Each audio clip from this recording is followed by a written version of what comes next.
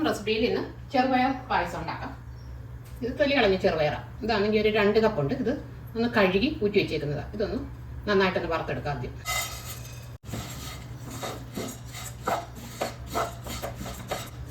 ചെറിയ തീയിലിട്ട് വറുത്തെടുക്കാം. പയറൊന്ന് മൂക്കുമ്പോഴത്തേക്ക് ശർക്കരയൊന്ന് ഉരുക്കിയെടുക്കാം. അതിന് ഇത് 1.5 കപ്പ് ശർക്കര എടുക്കണം. 1 ഗ്ലാസ് വെള്ളം ഒഴിച്ചൊന്ന് നന്നായിട്ടൊന്ന് തിളച്ച് കഴിയുമ്പോൾ അരിച്ചെടുക്കാം. 1/2 കപ്പ് ചൗവരിയുണ്ട്. ചൗവരി 1 ഗ്ലാസ് വെള്ളം ഒഴിച്ചൊന്ന് അതും വേവിച്ചെടുക്കണം. ഇത് 1.5 മുറി തേങ്ങയുണ്ട്.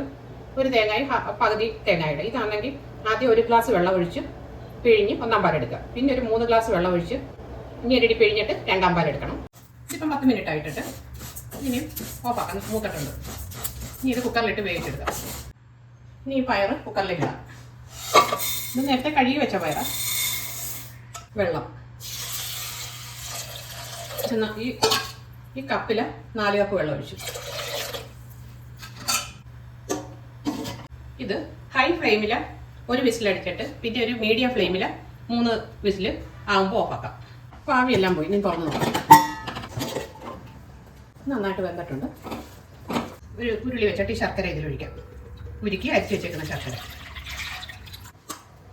ഇത് ശർക്കര തിളച്ചിട്ടുണ്ട്. അതിലേക്ക് പയർ വേവിച്ചതിടാം.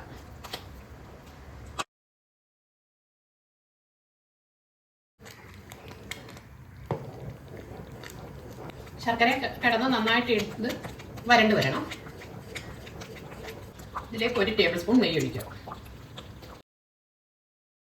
ഈ ചവ്വരി വേവിച്ച് വെച്ചേക്കുന്ന ഇതിൽ ഒഴിക്കാം. ഒരു 8 ഏലക്കായും 1 പീസ് ചുക്കും 1/2 ടീസ്പൂൺ ജീരകം കൂടെ കുറച്ച് പഞ്ചസാര ഇട്ടൊന്ന് നന്നായിട്ട് പൊടിച്ചെടുക്കാം. ഇനി 2/2 പാൽ ഒഴിക്കാം. ഇതിൽ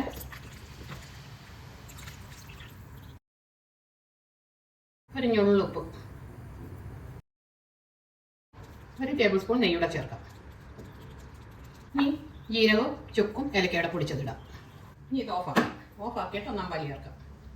ചവ്വരി ഓപ്ഷനിലാണ്, ഇഷ്ടമുണ്ടെങ്കിൽ ചേർത്താൽ മതി. ഇനി 1/4 പാൽ ചേർക്കാം. കാഷ്നട്ടും തേങ്ങാക്കൊത്തൂടെ നെയ്യ് മൂപ്പിച്ചാൽ ഇട്ട് കൊടുക്കാം. മധുരം കൂടുതൽ വേണ്ടവർക്ക് കുറച്ച് മധുരം കൂടെ ചേർക്കാം.